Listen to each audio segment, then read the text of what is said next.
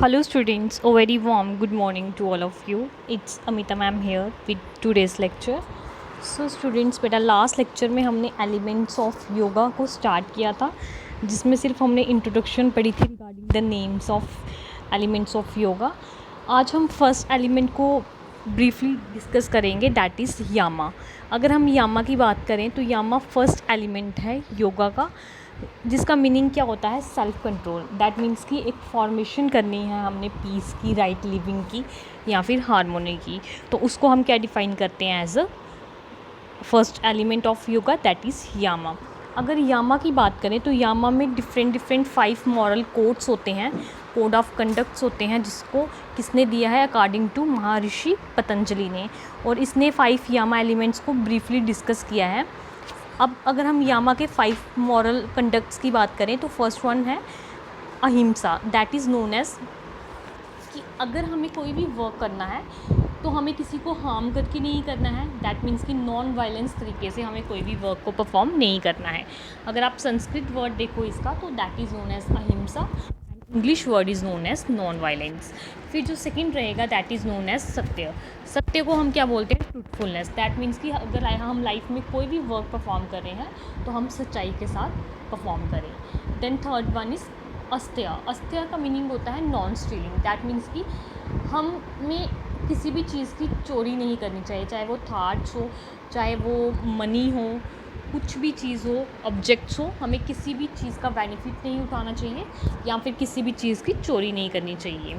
Then ब्रह्मचार्य, fourth one जो हमारा moral conduct आएगा दैट इज़ नोन एज ब्रह्मचार्य. तो ब्रह्मचार्य क्या होता है, हायर लेवल ऑफ साधना होती है, जिसमें हम क्या इंक्लूड करते हैं, आपकी डिफरेंट थिंग्स. दैट मीन्स कि हम संसार के साथ पूरी तरह से मुक्ति ले लेते हैं. संसार को हम ब्रह्मचार्य जीवन व्यतीत करते हैं, उसको हम क्या बोलते हैं, brahmacharya. Then last one is aparigraha. Aparigraha क्या होता है, नॉन पोजेसिवनेस. दैट मीन्स कि अगर हमारे पास जितना हमें भगवान ने दिया है, मिनिमम है तो मिनिमम के साथ ही सेटिस्फाई रहें, मैक्सिमम है तो मैक्सिमम के साथ ही सेटिस्फाई रहें. दैट मीन्स कि हमें खुद को उसी के साथ सेटिस्फाई करना है जितना हमारे पास है. ये था हमारा फर्स्ट एलिमेंट यामा. अब अगर हम सेकंड एलिमेंट की बात करें तो वो क्या था, हमारा नियमा. दैट इज़ नोन एज कि हमें लाइफ में जब भी कुछ करना है तो नियम के साथ करना है. दैट मीन्स कि रूल्स एंड रेगुलेशंस के साथ करना है, और हमें क्या करनी है, principle of lifestyle development gain करनी है थ्रू द योगा प्रैक्टिसेस. इसमें आपके डिफरेंट आगे 5 एलिमेंट्स हैं, 5 नियम्स हैं. सबसे पहले सुच्चा. दैट मीन्स कि अगर हमें लाइफ में कोई भी वर्क परफॉर्म करना है तो विद फुल प्योरिटी के साथ परफॉर्म करना है, कि हमें अपनी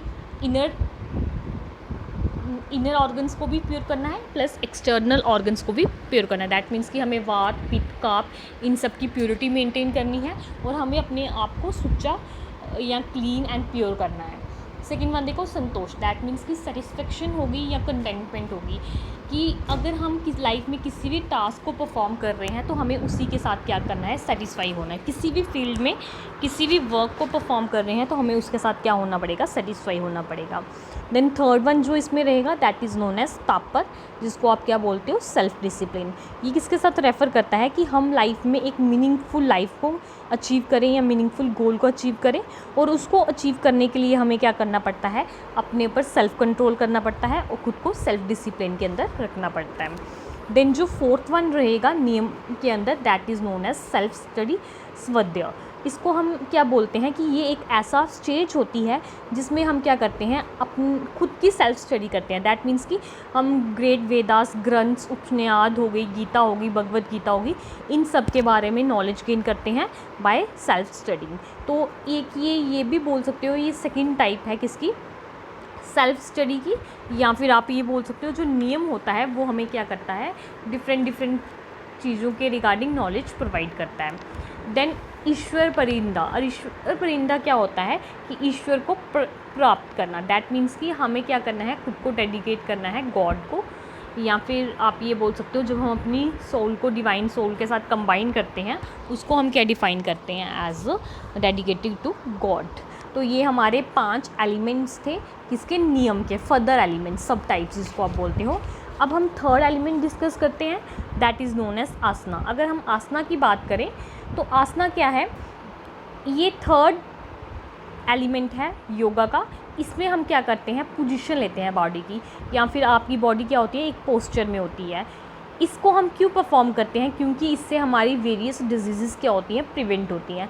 दैट मीन्स कि heart related disease, blood pressure disease, different तरह की जो डिजीज़ होती हैं वो क्या होती हैं, प्रिवेंट होती हैं।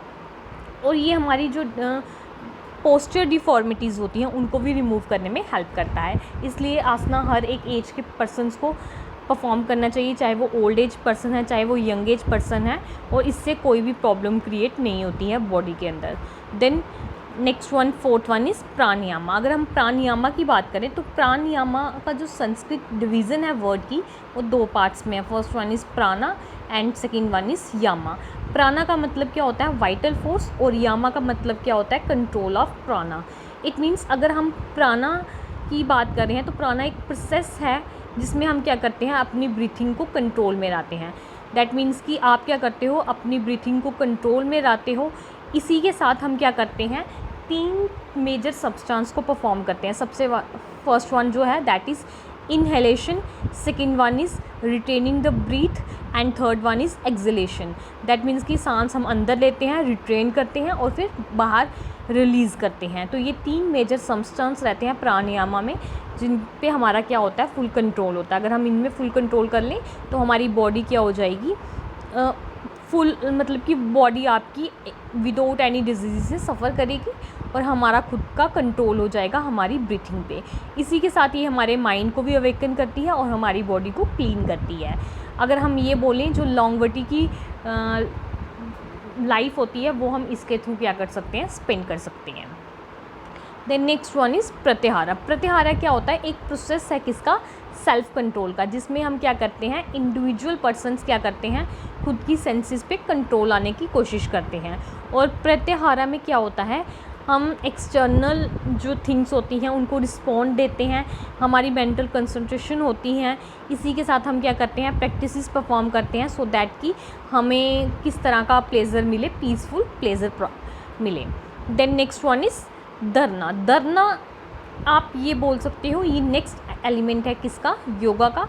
धरना बेसिकली क्या होता है, concentration of mind. That means कि इसमें हम क्या करते हैं, एक पार्टिकुलर टास्क पे फोकस करते हैं, अपने माइंड को स्टेबल करने की कोशिश करते हैं और अपने माइंड की जो पावर है उसमें डेवलपमेंट करते हैं। धरना आपका फर्स्ट स्टेप भी है टुवर्ड्स समाधि, क्योंकि समाधि हमारा लास्ट एलिमेंट है योगा का। अगर हम पहले अपने माइंड पे कंट्रोल कर लेंगे, माइंड मेडिटेशन परफॉर्म करेंगे, देन हम कहाँ तक रीच कर सकते हैं, समाधि एलिमेंट तक। इसी के साथ हम धरना की अगर बात करें तो ये एक मेंटल एक्सरसाइजेज है जो क्या करती है, एनेबल करती है योगी को कि हम क्या करें, ध्यान लगाएं, किसके लिए, समाधि के लिए। Then last next one is dhyana. Dhyana क्या है, एक प्रोसेस है जिसमें हम मेडिटेशन को परफॉर्म करते हैं। दैट मीन्स कि हम मेडिटेशन परफॉर्म करेंगे, हमारी माइंड की कंसंट्रेशन होगी ओवर अ पीरियड, और जो डाइवर्सिटी होती है उनमें क्या होता है, कंट्रोल आना स्टार्ट होता है। तो ये था हमारा नेक्स्ट एलिमेंट, और जो लास्ट एलिमेंट है that is known as your samadhi. तो समाधि एक लास्ट आप ये बोल सकते हो एलिमेंट है, लास्ट स्टेज है, जिसमें हम क्या करते हैं, यूनियन करते हैं अपनी सोल की, किसके साथ, सुप्रीम सोल के साथ या फिर डिवाइन सोल के साथ। तो इसमें क्या होता है कि हम अपनी मसल की जो इम्पल्सेस की डिस्ट्रक्शन है उसको क्या करते हैं, रिमूव करने की कोशिश करते हैं। और जब हम इस स्टेज पे पहुंचते हैं तो हमें जो आने वाली चीज़ें होती हैं उनका ऑलरेडी पता चलना स्टार्ट हो जाता है। दैट मीन्स कि हम एक तरह की समाधि लेते हैं। तो ये आपके डिफरेंट एलिमेंट्स थे योगा के, जिनको हमने ब्रीफली डिस्कस किया है। इसके बाद में आपके 2 टॉपिक्स रह गए जिनको हम नेक्स्ट लेक्चर में कवर करेंगे। Thank you, have a nice day.